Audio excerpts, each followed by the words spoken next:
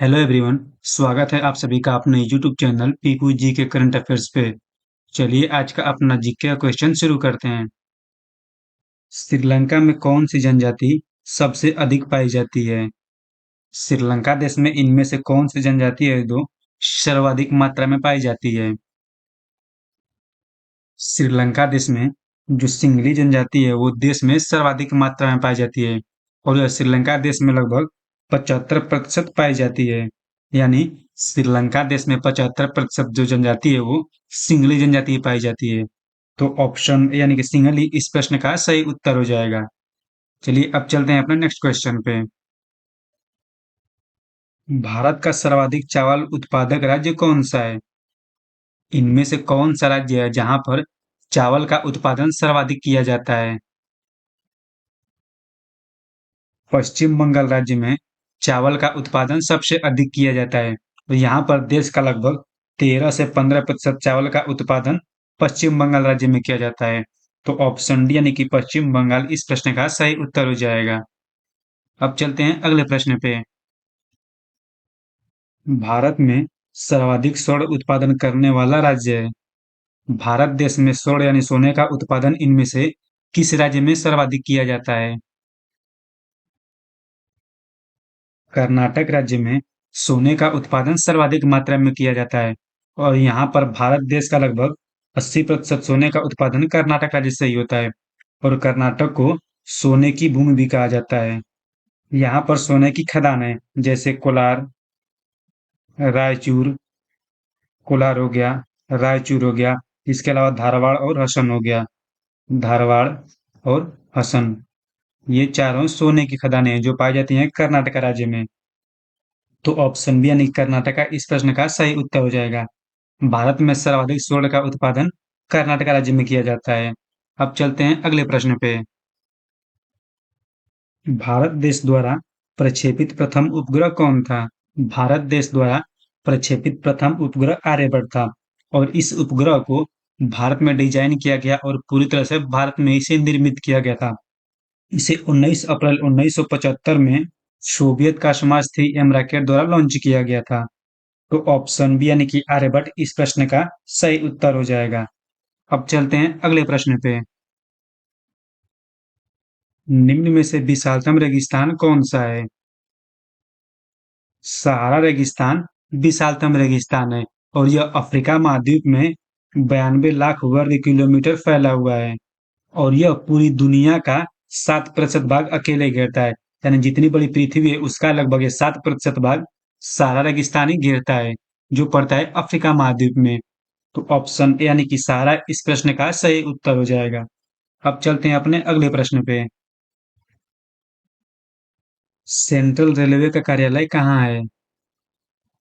Central railway यानी कि मध्य railway का कार्यालय महाराष्ट्र राज्य के मुंबई में छत्रपति शिवाजी महाराज टर्मिनस में है और यह भारतीय रेलवे के 19 जोनों में से एक है। इसकी स्थापना 1951 में की गई थी और यह 5 डिवीजन में बटा हुआ है। मुंबई, नागपुर, भुसावल, सोलापुर, पुणे।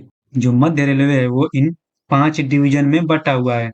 भारत में जो पहली बार ट्रेन चली 16 अप्रैल 1853 को वो चली थी मुंबई से थाणे के बीच जिसकी दूरी लगभग 34 किलोमीटर थी।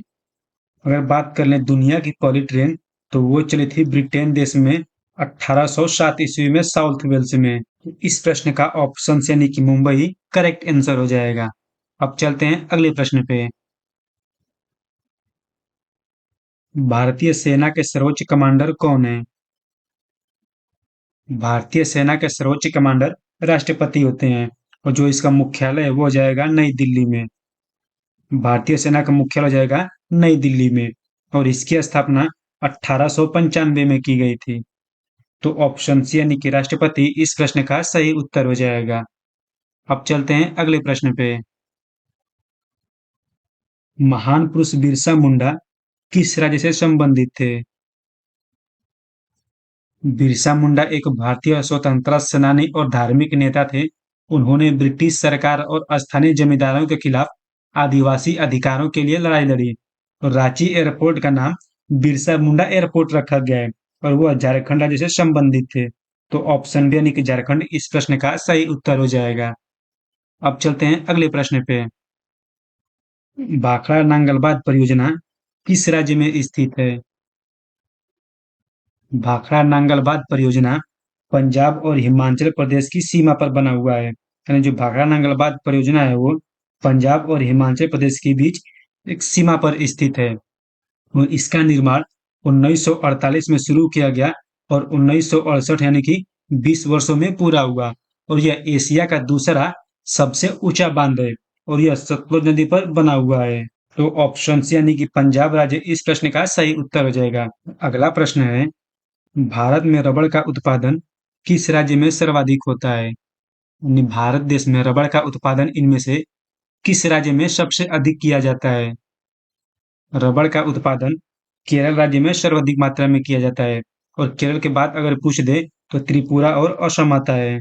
रबड़ के उत्पादन में जो भारत देश है वो चौथे नंबर पे आता है और जो पहला देश आता है वो आता है थाईलैंड देश। इस प्रश्न का ऑप्शन डी यानी कि केरल सही उत्तर हो जाएगा। अब चलते हैं अगले प्रश्न पे। एपीजे अब्दुल कलाम देश के किस नंबर के राष्ट्रपति थे? भारत के 9वें राष्ट्रपति शंकर दयाल शर्मा थे और इनका कार्यकाल 25 जुलाई 1992 से 25 जुलाई 1997 तक था। और भारत के 10वें राष्ट्रपति के आर नारायण थे। इनका कार्यकाल 25 जुलाई 1997 से 25 जुलाई 1902 तक था। 11वें राष्ट्रपति एपीजे अब्दुल कलाम थे। इनका कार्यकाल 25 जुलाई 2002 से 25 जुलाई 2007 तक था। 12वें राष्ट्रपति का नाम हो जाएगा श्रीमती प्रतिभा सिंह पाटिल और इनका कार्यकाल 25 जुलाई 2007 से 25 जुलाई 2012 तक था। भारत की जो वर्तमान राष्ट्रपति द्रौपदी मुर्मू हैं वो 15वें नंबर की राष्ट्रपति हैं जो 25 जुलाई 2022 से वर्तमान समय तक हैं। और जो भारत के पहले राष्ट्रपति थे डॉक्टर राजेंद्र प्रसाद वो 26 जनवरी 1950 से 13 मई 1962 तक थे। तो इस प्रश्न का ऑप्शन यानी कि जो अब्दुल कलाम थे वो 11 नंबर के राष्ट्रपति थे। तो ऑप्शन सी इस प्रश्न का सही उत्तर हो जाएगा। अब चलते हैं अगले प्रश्न पे। चना किस फसल के अंतर्गत आता है? चना दलहनी फसल के अंतर्गत आता है और दलहनी फसल में इसके अलावा अरहर हो गया, अरहर, मटर ये सब दलहनी फसल के अंतर्गत आते हैं। इसके अलावा बात कर लें तिलहनी फसल की तो सरसों, तिल, मूंगफली, सूरजमुखी ये सब तिलहनी फसल के अंतर्गत आते हैं। खरीफ फसल में चावल, मक्का, बाजरा और दलहनी फसलें भी खरीफ फसल के अंतर्गत आती हैं। जो रेशेदार फसल है जैसे हो गया सन हो गया, पटसन हो गया, कपास हो गया, जूट हो गया, ये सब रेशेदार फसल के अंतर्गत आती हैं। तो यहाँ पूछा गया चना किस फसल के अंतर्गत आता है? तो आता है दलहन दलहन फसल के अंतर्गत। ऑप्शन ए इस प्रश्न का सही उत्तर हो जाएगा। अगला प्रश्न है, यूएनओ की स्थापना कब हुई थी? यूएनओ यानी कि यूनाइटेड नेशन ऑर्गेनाइजेशन या संयुक्त राष्ट्र संगठन। यूएनओ की स्थापना 1945 में हुई थी और इसका जो मुख्यालय है वो पड़ता है अमेरिका के न्यूयॉर्क शहर में। और भारत देश यूएनओ में 30 अक्टूबर 1945 को शामिल हुआ। तो ऑप्शन सी यानी कि 1945 इस प्रश्न का सही उत्तर हो जाएगा। अब चलते हैं अगले प्रश्न पे। सर्वप्रथम दादा साहब फाल्के पुरस्कार किसे दिया गया था? दादा साहब फाल्के पुरस्कार सबसे पहले देविका रानी को 1969 में दिया गया था और इसके अलावा देविका रानी को 1984 में पद्मश्री भी दिया गया। तो देविका रानी की ऑप्शन सी इस प्रश्न का सही उत्तर हो जाएगा। अब चलते हैं अगले प्रश्न पे। सोमनाथ मंदिर को किस मुसलमान आक्रमणकारी ने ध्वंस किया था? उस मुसलमान आक्रमणकारी का नाम हो जाएगा महमूद गजनवी। ऑप्शन सी इस प्रश्न का सही उत्तर हो जाएगा। जिम कॉर्बेट नेशनल पार्क किस राज्य में स्थित है? जिम कॉर्बेट नेशनल पार्क का नाम पहले हैली नेशनल पार्क था। इसकी स्थापना 1936 में की गई थी और यह उत्तराखंड राज्य में स्थित है। तो ऑप्शन सी इस प्रश्न का सही उत्तर हो जाएगा। भारतीय राष्ट्रीय कांग्रेस की प्रथम महिला अध्यक्ष कौन थी? भारतीय राष्ट्रीय कांग्रेस की प्रथम महिला अध्यक्ष एनी बेसेंट थी और एनी बेसेंट को 1917 ईस्वी में भारतीय राष्ट्रीय कांग्रेस की प्रथम महिला के अध्यक्ष के रूप में चुना गया। सरोजिनी नायडू 1925 ईस्वी में भारतीय राष्ट्रीय कांग्रेस पार्टी की अध्यक्ष चुनी गई थी। सुचेता कृपलानी उत्तर प्रदेश की पहली महिला मुख्यमंत्री थी और इसके अलावा भारत देश में किसी राज्य की पहली महिला मुख्यमंत्री बनी थी। इनका कार्यकाल 1963 से लेकर 1967 तक था और यह यूपी की सीएम थी। विजयलक्ष्मी पंडित संयुक्त राष्ट्र महासभा की पहली महिला अध्यक्ष थी और इनको 1953 में संयुक्त राष्ट्र ने महासभा का 8वां अध्यक्ष चुना। तो यहाँ पूछा गया भारतीय राष्ट्रीय कांग्रेस की प्रथम महिला अध्यक्ष एनी बेसेंट, यानी ऑप्शन सी इस प्रश्न का सही उत्तर हो जाएगा। अगला प्रश्न है, माउंट एवरेस्ट पर चढ़ने वाली दूसरी महिला थी। पहली महिला जुंको तेबेई थी। जो जुंको तेबेई है वो एवरेस्ट पर चढ़ने वाली पहली महिला थी और दूसरी महिला का नाम हो जाएगा संतोष यादव। जो संतोष यादव पहली बार 1992 में और दूसरी बार 1993 में चढ़ी थी। तो ऑप्शन ए यानी कि संतोष यादव इस प्रश्न का सही उत्तर हो जाएगा। निम्नलिखित में से कौन भारत का प्रमुख चाय उत्पादक राज्य है? भारत का प्रमुख चाय उत्पादक राज्य असम राज्य है। तो असम यानी कि ऑप्शन बी इस प्रश्न का सही उत्तर हो जाएगा।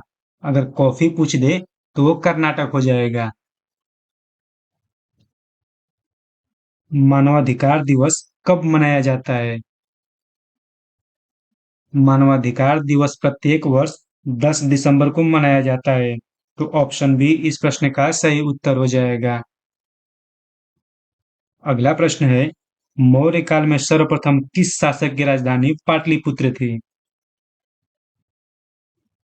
मौर्य काल में सबसे पहले पाटलिपुत्र राजधानी चंद्रगुप्त मौर्य की थी। तो ऑप्शन बी इस प्रश्न का सही उत्तर हो जाएगा। निम्नलिखित में से किसे सीमांत गादी के नाम से जाना जाता है? सीमांत गादी के नाम से खान अब्दुल गफ्फर खान को जाना जाता है। ऑप्शन ए इस प्रश्न का सही उत्तर हो जाएगा। अब चलते हैं अगले प्रश्न पे। एपीजे अब्दुल कलाम सर्वाधिक किस क्षेत्र में प्रसिद्ध थे? एपीजे अब्दुल कलाम को मिसाइल मैन भी कहा जाता है और वो एक वैज्ञानिक थे। तो वो एक विज्ञान क्षेत्र से संबंधित थे या फिर विज्ञान क्षेत्र में प्रसिद्ध थे। तो ऑप्शन ए विज्ञान इस प्रश्न का सही उत्तर होगा। परमाणु परीक्षण निम्न में से किस स्थान पर अधिकांशतः किया जाता है? भारत में परमाणु परीक्षण अधिकांशतः राजस्थान के पोखरण में किया जाता है और जो यहाँ पर पहला परमाणु परीक्षण हुआ 18 मई 1974 को इस्माइलिंग बुद्धा के नाम से हुआ। तो पोखरण इस प्रश्न का सही उत्तर हो जाएगा। गीत गोविंद के रचयिता कौन है? गीत गोविंद के रचयिता जयदेव हो जाएंगे। तो ऑप्शन बी यानी कि जयदेव इस प्रश्न का सही उत्तर हो जाएगा। चलिए आज के लिए इतना ही, मिलेंगे अब कल के वीडियो में।